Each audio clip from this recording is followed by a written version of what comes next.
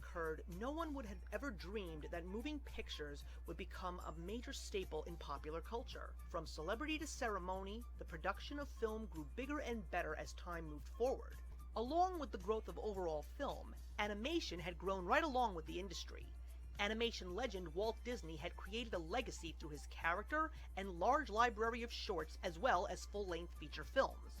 After his passing in 1966, the studio knew that his name was to carry on into the years ahead. However, there were many hardships to overcome.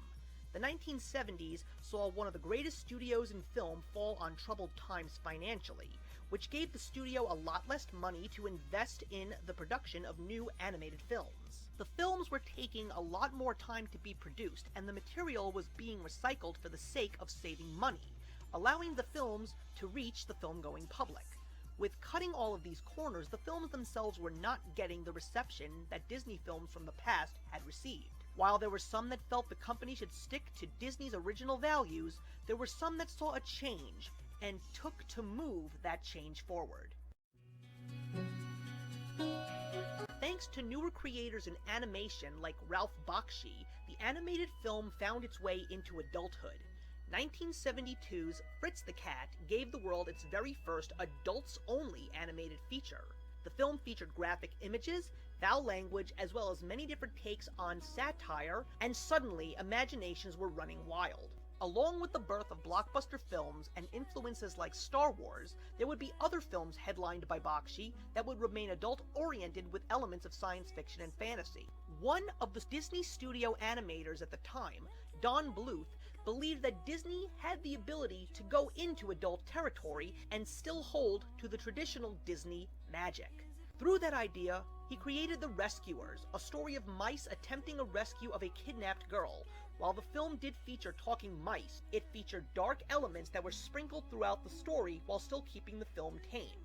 The Rescuers was successful upon its original theatrical release, earning $48 million at the box office and becoming Disney's most successful film to that date. It even received an Academy Award for Best Song. That success was cut short as Don Bluth took 9 of his fellow animators to start his own animation studio, and he would eventually team up with now legendary filmmaker Steven Spielberg. As the 1980s began, Disney released its 24th classic, The Fox and the Hound. However, the reception was not kind as The Rescuers, saying that it had glimpses of classic Disney magic and that the film was average at best. What would happen after that would be some of the worst years that the Disney animation studios would face, which would almost lead that studio to bankruptcy. Yet what they didn't know was that something amazing was happening in the world of technology, but nobody at the time would have even realized what it could do. While computers had been known in technology for many decades, the late 1960s saw many trying to research more purposes for that technology. Rather than just being a self-thinking machine that could calculate numbers, people were trying to unlock its potential for many other users. From classrooms to medical research to businesses, the computer was starting to show up everywhere, and with each passing year, something new was always being discovered. In 1974, a small animation studio owned by Alexander Shore created Computer Graphics Labs. This institution was made up of computer scientists who were determined to create the world's very first computer-animated movie. One of the hottest names in film, George Lucas, showed a great deal of interest in this project, and eventually the staff that Shore put together would join Lucasfilm, and a section of their computer division would become known as the Graphics Group. When launched in 1979, Lucasfilm hired Edwin Catmull from NYIT, the same place where Alexander Shore founded CGL, and by the early 80s, after many years of trial and error, Lucasfilm believed that the time was right to finally apply these new animation methods to the magic of movies. In 1982, the graphics group began forming the team that would work on the special effects sequences with Lucasfilm, the division called Industrial Light and Magic.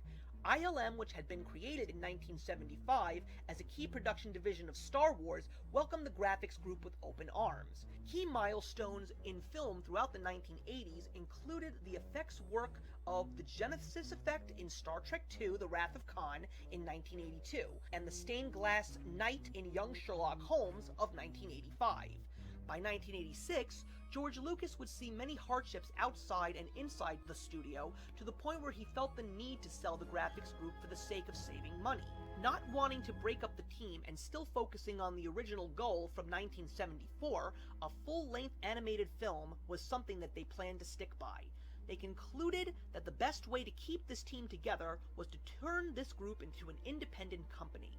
With a full-length computer-animated film still some years away, they still needed the proper product while waiting for the technology to catch up with the concept. The graphics group felt that the best way to stay afloat was to be a computer hardware company, and their main product would be the Pixar Image Computer. At this time, it looked like the graphics group would go back to the basics of computer marketing, working on the business side of the industry. The surviving members of the graphics group would officially place themselves under the name Pixar, named after their product. The film was officially on hold, as the goal for now was to find a buyer looking to make their dream come true. The newly independent graphics group was hard at work looking for investors. One specific person who showed a great deal of interest was Steve Jobs. Jobs, who had recently been fired from Apple Computers, paid $5 million to George Lucas for technology rights. At the same time, one of the buyers for the Pixar Images computers was Walt Disney Studios for their 2D animated projects. Ironically, there was a link between Pixar and Disney, and it was Disney's former employee named John Lasseter. Lasseter believed that the future of animation lived in computers, and even began running test footage for 2D animation on 3D computer backgrounds. The main project was based on the Maurice Sendak children's story, Where the Wild Things Are. Prior to that, he would be involved with some action sequences in the science fiction film Tron, a film that was mostly made using advanced computer animation. With poor box office numbers, the current Disney CEO, Roger Miller, did not want Disney to use that method of animation, and John Lasseter's project would be scrapped. He would eventually be fired from Disney. Pixar, under its former name, would hire Lasseter in 1984. The very first computer-animated short, The Adventures of Andre and Wally B, would be made under the Lucasfilm label, and would even win some awards. Lasseter would continue to work on new technologies for computer animation, and create more CGI shorts, including Luxo Jr., Red's Dream, and the Academy Award-winning Tin Toy in 1988. Even with these successes, inadequate sales of Pixar computers threatened to put the company out of business as financial losses grew. Jobs firmly believed that there was something good in Pixar, which would eventually have him become the primary shareholder of the company. There was also another investor who also saw the value in Pixar, and that investor was the Walt Disney Animation Studios. Walt Disney Feature Animation had been on the verge of bankruptcy around Pixar's emergence. Seeing its 25th classic, The Black Cauldron, get beat out in the box office to the Care Bears movie, it looked as if Disney would have to close its doors of the animation studio for good. Disney had even opened the doors to the computer animated world by incorporating computer animation into its next canon projects, The Great Mouse Detective and Oliver and Company. Yet once again, Disney would miss the mark with poor box office numbers. In 1989, Disney would finally receive a break with their 28th animated classic, The Little Mermaid, ushering in what is now known today as the Disney Renaissance. Yet the use of innovative technologies was still a factor for future animated projects. The 1990s classic, The Rescuers Down Under, would be the very first two-dimensional animated film to be entirely animated digitally. However, with poor opening weekend box office numbers, it would cause the film's advertising to be pulled. The following year, Disney would see the 1991 film Beauty and the Beast, making the previous classic almost forgotten. However, due to the success of recent times, Disney would make a monumental deal with Pixar, a $26 million deal to produce 3 animated films. Pixar heavily invested in other animation projects, such as a series of Luxo Jr. shorts for Sesame Street, jumped at the offer to produce these films. Despite the total income of these projects, Pixar was still losing money. John Lasseter saw this as an opportunity to finally show the world what this kind of technology could do and revolutionize animation. With a strong-knit group of animators and storytellers, including Bob Peterson, Andrew Stanton, and Joe Ranft, the time was now to do what a small computer company set out to do over 10 years prior: create the very first full-length animated feature film.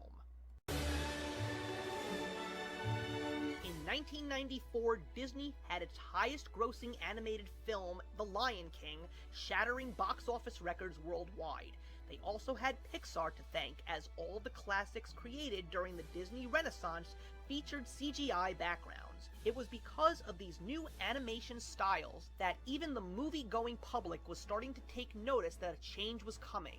It wasn't long until movie theaters started to show a trailer for a brand new Disney animated film. People did not know what to make of it, as it didn't look like a traditional Disney classic. What did a toy cowboy arguing with a toy spaceman about who was better have anything to do with Disney? What no one did know was just how important this whole new story would be to film as we know it today.